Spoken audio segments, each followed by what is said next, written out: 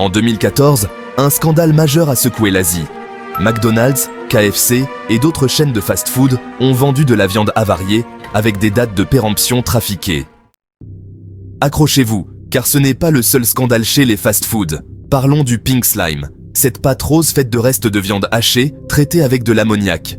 Oui, ce produit qu'on utilise pour nettoyer. C'était utilisé par des chaînes comme McDonald's et Wendy's pour économiser sur la viande.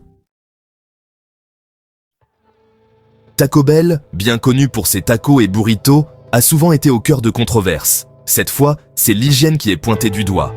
Les normes de propreté dans les cuisines de certains de leurs restaurants laissent à désirer. En 2006, une épidémie d'E. coli a éclaté aux États-Unis et Taco Bell était en plein milieu de cette crise sanitaire.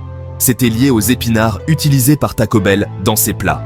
Ces légumes, censés être frais et sains, étaient contaminés. Des dizaines de clients sont tombés malades. Taco Bell a dû retirer des tonnes d'épinards de ses restaurants. Ils ont aussi lancé une campagne de communication pour rassurer les clients. On passe à un autre aspect du monde des fast-food, l'exploitation des travailleurs.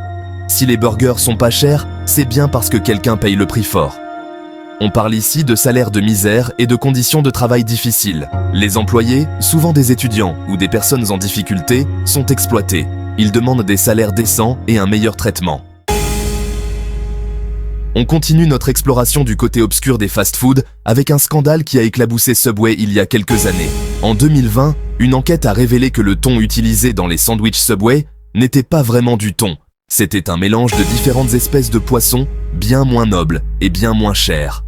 Subway s'est justifié en disant que leur thon était bien du vrai thon, mais mélangé avec d'autres poissons. En 2013, un scandale a eu lieu au Royaume-Uni et l'Irlande. Des hamburgers de Burger King contenaient de la viande de cheval. Au Royaume-Uni et en Irlande, c'est un tabou. Les clients étaient dégoûtés. Voilà, c'est la fin de cette vidéo. J'espère que cette vidéo vous a plu, même si elle vous a peut-être coupé l'appétit. Ne n'hésitez pas à vous abonner.